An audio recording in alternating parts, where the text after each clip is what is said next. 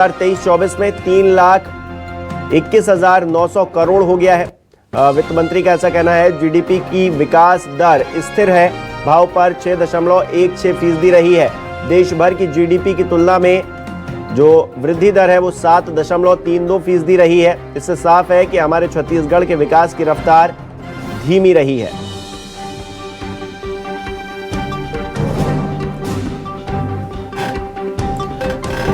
तो ओपी चौधरी वित्त मंत्री, उनकी तरफ से आर्थिक सर्वेक्षण पेश किया गया है।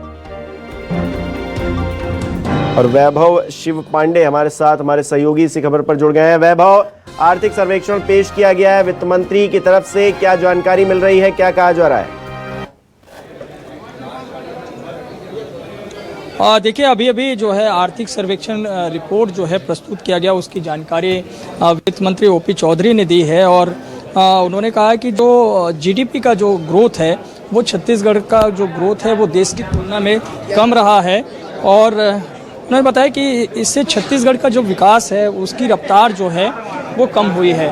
और इसके अलावा उन्होंने कई जो है विषयों को भी रखा है।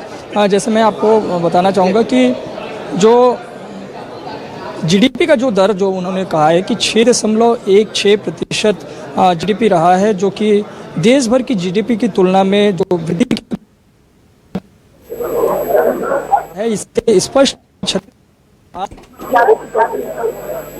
वित्त मंत्री ओपी चौधरी इस वक्त है। सर,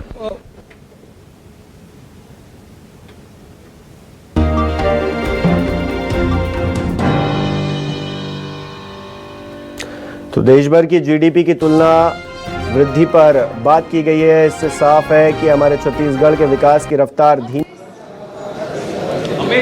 ये मैं नहीं कह रहा, हमारे आर्थिक सर्वेक्षण के जो अनबायस्ड डाटा है, ऑब्जेक्टिव डेटा है, वो कह रहा है इकोनॉमिक सर्वे कि हमारे छत्तीसगढ़ के जीएसडीपी की ग्रोथ रेट 6.56% है, जबकि देश की औसत, जो पूरे देश भर का औसत है, वो 7.3% है। और पर कैपिटा इनकम की भी मैं बात करूं तो न केवल हमारा पर कैपिटा इनकम कम है, बल्कि पर कैपिटा इनकम में प्रति व्यक्ति आय में वृद्धि की जो दर है वो भी राष्ट्रीय औसत से कम है। तो 5 साल के नारकी के कारण, भ्रष्टाचार के कारण, माफिया राज कारण हमारी अर्थव्यवस्था भी धीमी गति हुई थी। प्रति व्यक्ति आय के वृद्धि की दर में भी धीमापन आ गया था। और ये हमारे लिए दुर्भाग्य की बात है। विष्णुदेव साय जी के नेतृत्व में एक नए विजन के साथ छत्तीसगढ़ को नई ऊंचाई पर पहुंचाने के लिए हम सब लोग रिफॉर्म्स को इंट्रोड्यूस करेंगे, टेक्नोलॉजी बेस्ड रिफॉर्म्स लाएंगे, गवर्नेंस लाएंगे और फास्टेस्ट इकोनॉमिक ग्रोथ को इंश्योर करेंगे। सर, आप लोगों ने बहुत सारे सेवा क्षेत्रों में 5.02% की वृद्धि की संभावना भी बताई है, वो कैसे संभव होगा, उसके लिए क्या प्रयास?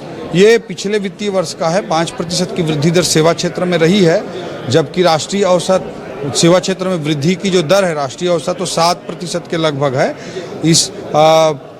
इसमें भी सेवा क्षेत्र में धीमी जो वृद्धि हुई है वह भी हमारे लिए चुनौती है। आने वाले समय में हम सेवा क्षेत्र पे भी विशेष रणनीति के साथ काम करेंगे ताकि वृद्धि दर को तेज किया जा सके। कौन से सेक्टर सबसे ज़्यादा इस बार महत्वपूर्ण रहने वाला है सर, जिस पे आप लोगों को बेहतर काम करने की कोशिश रहेंगे?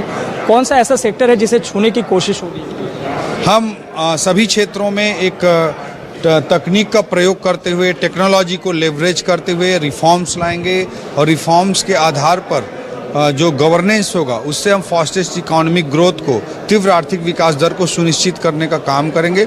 इसमें सभी सेक्टर में हमारी मल्टीपल स्ट्रेटजी होगी, बट टेक्नोलॉजी को लिवरेज करके रिफॉर्म्स और गवर्नेंस हमारे सभी तरफ के लिए कॉमन स्ट्रेटजी होगी। कल जो बजट आने वाला है उसको लेकर क्या तैयारी? लोग इंतजार भी कर रहे हैं कि इस बार का बजट कैसे आएगा। चुनाव भी सामने है, इंतज़ार हो रहा है। खास तौर पे बहुत सारे ऐसे हैं ग्रामीण क्षेत्र से जुड़े हुए मसले जो पूर्व की सरकार में योजनाओं के जरिए संचालित था, तो वो इंतज़ार कर रहे हैं इस बार क्या नया कुछ लेके आने वाला है साय सरकार, वित्त मंत्री। आदरणीय विष्णुदेव साय जी के नेतृत्व में हम टेक्नोलॉजी को सर्वोच्च प्राथमिकता देने जा रहे हैं और उसके आधार पर रिफॉर्म्स और गवर्नेंस पर आधारित इकोनॉमिक ग्रोथ को इंश्योर करने वाला बजट होगा।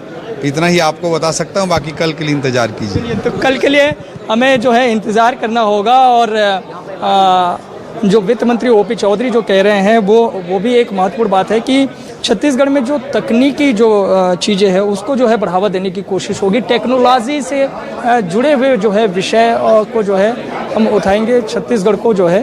और महत्वपूर्ण बात ये भी है कि छत्तीसगढ़ का जो विकास का जो मॉडल रहा है वो कृषि आधारित मॉडल रहा है, जो ग्रामीण अर्थव्यवस्था से जुड़ा हुआ जो मॉडल रहा है वो रहा है। तो इस बार कोशिश होगी कि जो है छत्तीसगढ़ को तकनीकी स्तर पर भी जो है काफ़ी आगे लेकर के जाया जाए। जी, वैभव